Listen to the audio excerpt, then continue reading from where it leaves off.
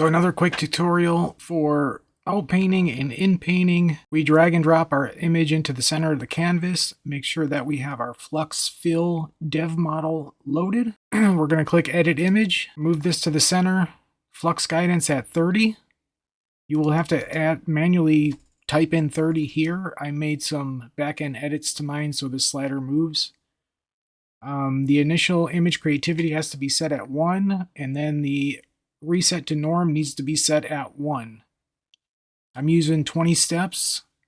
I'm just going to extend this image first. So the first thing we're going to do is we're going to click the move button here, click on the image, hold the shift key, and then drag your image down, left, right, wherever you want. And I say hold the shift key because it kind of constrains it. So we're just going to see if we can get the rest of the top of her hair.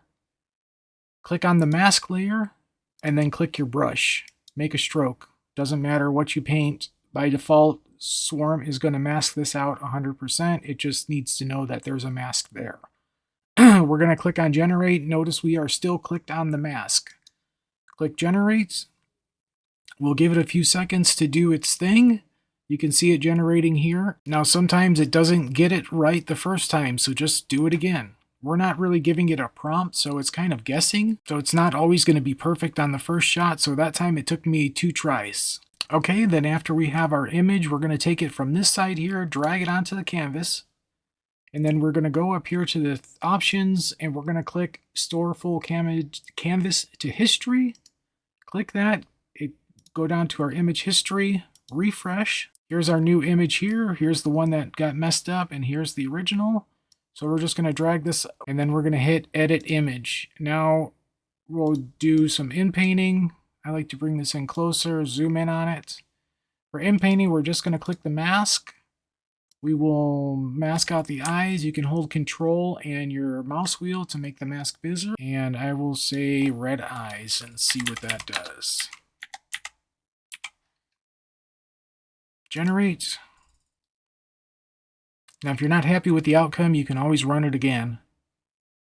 But that looks pretty good. So maybe we want to do something else. So we'll clear this mask, right-click on it, click Delete Layer, add a new mask, click on the mask layer again, bring this back, get rid of this image here.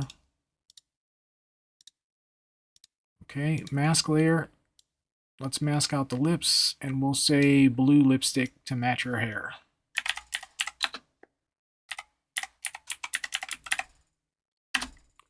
Give it a second to generate. Looks pretty good. So we can close out of that. There's our new image, and that's how you inpaint with the new Flux-Fill model.